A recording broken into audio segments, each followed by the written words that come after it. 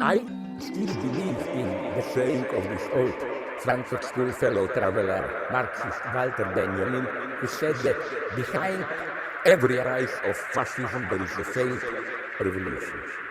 I think that even if we strategically, I'm not sure about it, accept this term Islamofascism for Islamic fundamentalists, this so-called Islamic Muslim fundamentalism is strictly correlative with the disintegration of secular Islamic left, which was pretty strong in the 50s, 60s, and so on, but then began to disintegrate. So I think we shouldn't be too fascinated with this phenomenon. We should rather ask what happened with the left. I think this phenomena of right-wing populism are strictly the obverse of something that did not happen. They didn't just happen.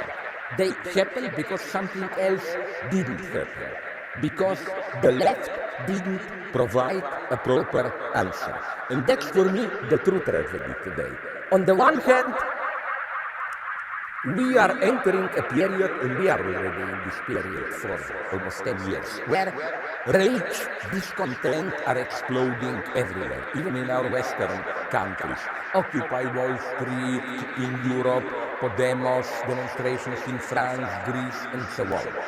On the other hand, it is as if the left, even if it succeeds in, sometimes, not always, in recapturing the energy of this rage, cannot really offer a new political model that would be not only seductive enough to mobilize millions of people, but even in itself, it doesn't have enough consistency. What I'm saying is this: in Europe, we didn't yet fully accept the fact that the 20th century is over. By this I mean the following. The 20th century left, which had basically three strands, orientations. Stalinist communism, that's over. Not only it's over, in a beautiful irony, where ex-communists are still in power, they are mostly the most efficient agents of the most ruthless neoliberal global capitalism. If you want to be successful capitalist today, don't go to Western Europe, go to China, where, as every Chinese will tell you, the main function almost of the Communist Party is to prevent the formation of an independent working movement, trade unions, to keep workers under control. Vietnam, the same story, and so on. So, old Stalinism no longer operative. Unfortunately, because of the changed economic situation and so on, also we don't have new social democracy. Social democracy in the sense of the old welfare state, it simply belongs to another era. It would have to be radically reinvented. It didn't happen. Which is why, unfortunately, some, even right-wing analysts, who claim that social democracy, where it still exists, is today the greatest conservative force, in a way, tragically, they are right. Because almost all the struggles of social democracy today is to keep the old rights, no, they will not take from us, I don't know, health insurance or whatever, like to stick to the rights which were gained 30, 40 years ago. Now, of course, I absolutely sympathize with it, but so many things are happening. Can you even imagine how our lives at all levels were revolutionized? Through digitalization, through new forms of science, new forms of liberal capitalism. I don't think that a simple return to old social democratic welfare state can work. Then we have a third orientation, subterranean one, which still is popular among some people, this idea of rejecting big state representation mechanism, political parties, state power, and to opt for local democracy, transparent local communities managing their affairs. I also think that we have to drop this last grid. It doesn't work. It's good when it happens, but if nothing else, today's problems are global problems in a much more radical sense. Think about what is happening with capitalism.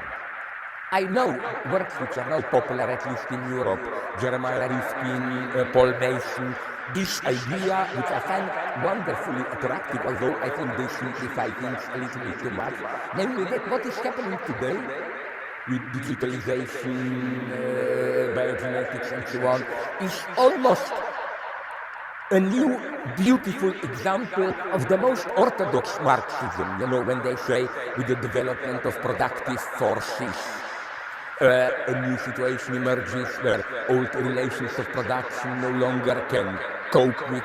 Isn't this happening today? Everybody knows.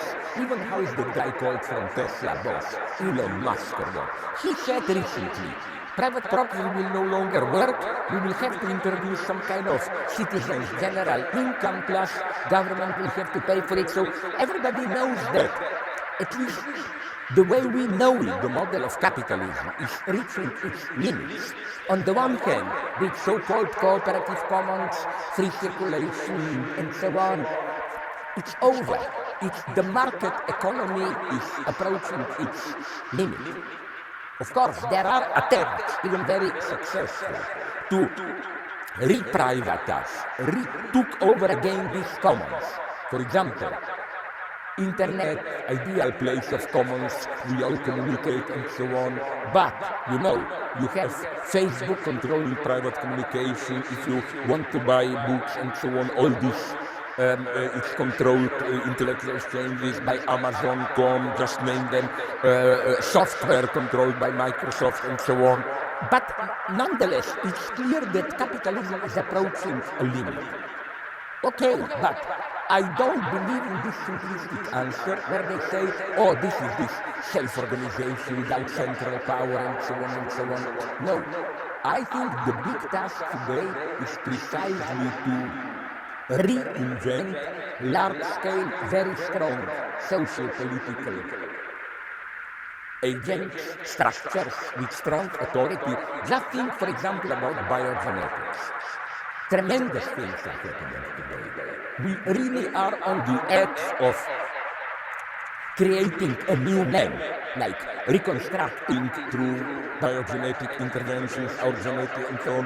Who will control this? Should this be privatized and so on? Intellectual property, everybody knows it's a mess.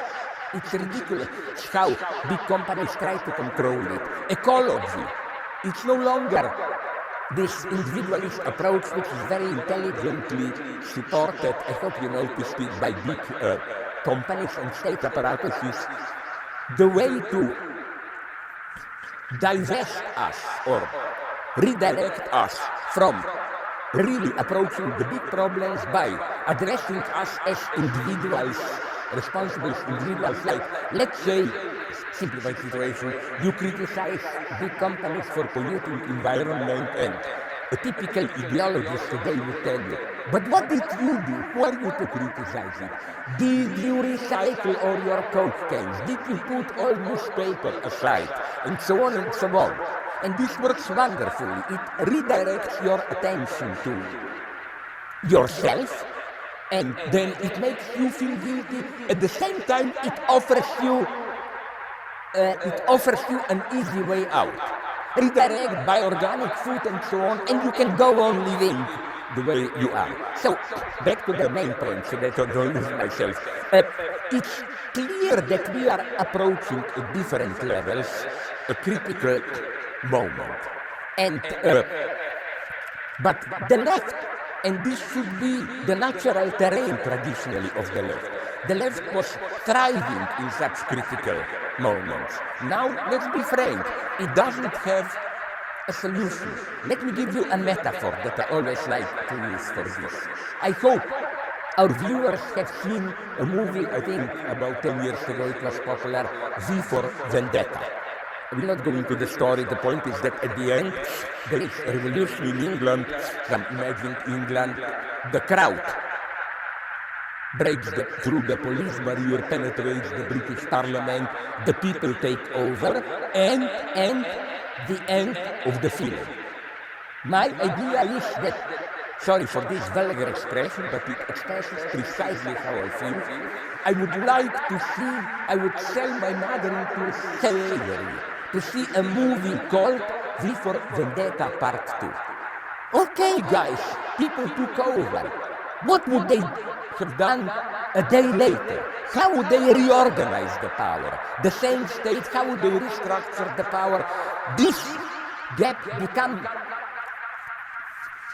like you could have touched it. It became so obvious with Syriza government. Big populist gesture, they want referendum. No. A day later, as you know, literally almost a day later, they capitulated. They made a deal with European Union. Now, for me, it's too easy to criticize them, traitors, they betrayed it. What could they have done?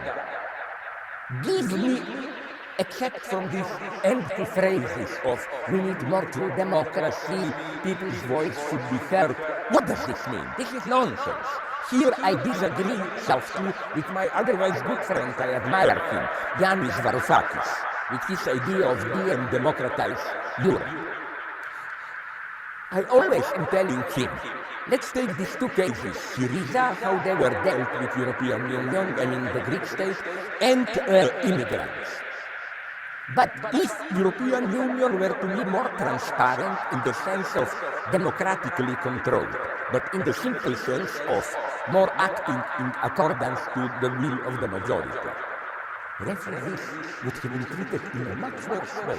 A big majority today in Europe of people, I won't say how big majority, but clearly a majority, are against any new immigrants and so on. In this sense, I write this about in the book how this was a very simple but efficient right-wing criticism of Angela Merkel.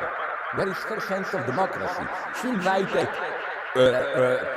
1 million immigrants to enter Germany. Who legitimized her in doing this? I am on her side, but in a very precise sense. I think we should take this very painful lesson. The majority is not automatically right. Now, I'm not saying there should be a communist party which is always right. I'm just saying that a certain dose of healthy mistrust of not democracy as such, but will of the majority is for me totally legitimate. People quite often are not right. And I think Angela Merkel did something that great politicians do. You enforce a measure knowing that the majority is against it, hoping that if you have enough time to enforce this measure, retroactively through its success, it will become acceptable to the majority. But you have to take the risk. So, back to my big problem. I think that the ultimate cause of all this populism and so on is the simple fact that we live in an era of great dissatisfaction, rage and so on, but the left doesn't have a model. It's all empty praises. People should decide more to democracy, blah, blah, blah. But what does it mean? Like, what to do? How to reorganize the state? Because the big problem is this one, of course. It's still the old Fukuyama problem, I claim. You know, Francis Fukuyama, half forgotten today, and I don't agree with him. But he was onto something. In what sense? Even today, the majority of the politicians, even the leftists, are Fukuyamists. In what sense? They think that liberal democratic capitalism is the ultimate form. And all we can do is to render it better, more health service, more tolerance, whatever you want, more welfare. But the basic model is accepted.